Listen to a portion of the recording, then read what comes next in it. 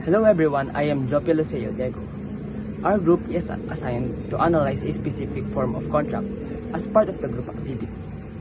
We choose the deed of absolute sale and examine the definition, function, involved parties and their obligations, the description of agreement and the essential elements of requisites to make it valid.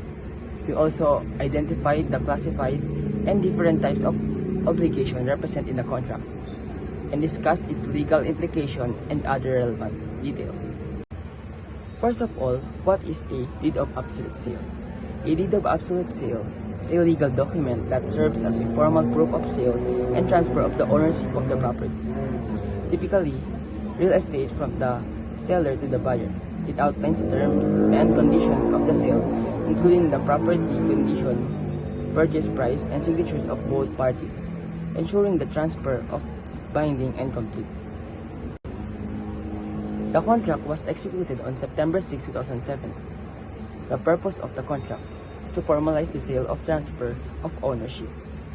The parcel of the land under transfer certificate of title number T21527 from the sellers Danilo and Florita Malabonga to the buyer of Florit Arziras de Leon to ensure that the property is free from lines and encumbrances, warranting the clear transfer of ownership, to legally establish that the buyer has full rights to property upon payment of 30,000 pesos. Who were the parties in contract? What are the obligations of the parties? Parties in the contracts is vendor, Danilo Malabonga and Florita Malabonga, described as the lawful owner of property being sold. The buyer is Florit Arziras de Leon, the individual purchasing of the property.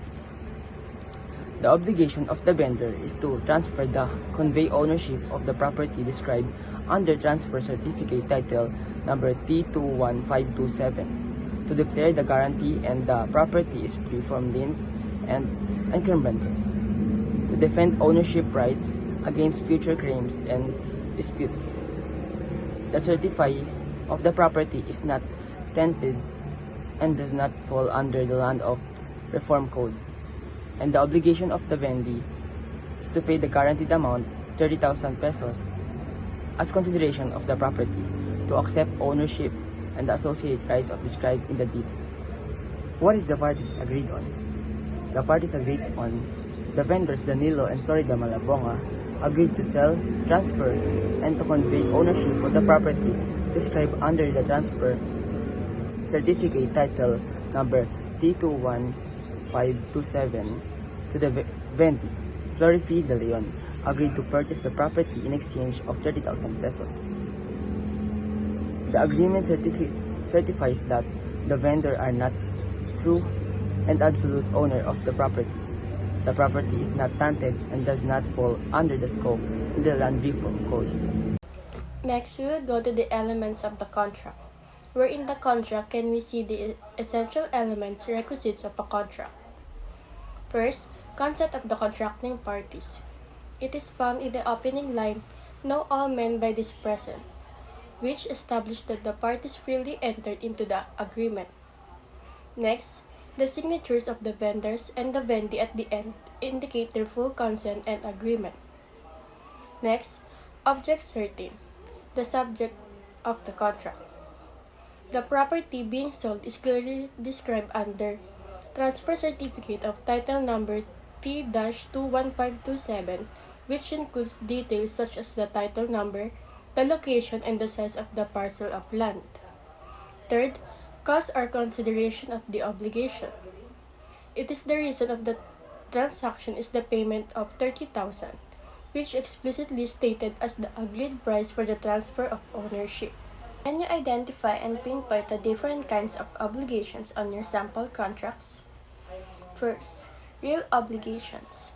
These involve the delivery or transfer of ownership of a thing. Obligation of the vendors. To deliver ownership of the property described under transfer certificate of title number T-21527 to the vendee. Next is to ensure that the property is free from liens and encumbrances. Second, personal obligations. This involves a party performing or refraining from a specific act in the document. Obligation of the vendors is to defend the ownership and title from any claims or liens. It is a to-do obligation in protecting the vendee's rights. Next is to certify that the property is not tenanted and is outside the scope of Land Reform Code, ensuring compliance with related laws. Third, obligations to pay. This involves the payment of a specific sum as part of the contract. In this case, the obligation of the vendee is to pay the agreed amount of 30,000 pesos as consideration for the transfer of ownership. Last is the legal implications and other relevant need to know. Legal implications. First is the transfer of ownership. Once executed and notarized, the deed serves as formal proof that ownership of the property has been transferred from the seller to the buyer. The buyer must register the sale with the Registry of Deeds to ensure legal recognition. Second, rights and liabilities. The seller loses all ownership rights over the property. The buyer gains full ownership along with any rights to sell, lease, or develop the property. Third is effect on future transactions. The buyer can now use the deed for mortgage or investment purposes. The property may be subject to estate proceeding if ownership is passed on to heirs. Other relevant considerations. Notarization requirement. For the deed to be legally valid, it must be notarized by a certified notary public. Tax and fees. The buyer is responsible for paying capital gains tax and documentary stamp tax. So, ngayong naipaliwanag na kung ano nga ba ang contracts, compare naman natin ang iba't ibang contracts. So, absolute sale versus conditional sale, contract of sale versus contract to sell, at kung ano ang pinagkaiba ng contract to sell sa conditional sale. So, ipaliwanag muna natin kung ano yung absolute sale versus conditional sale.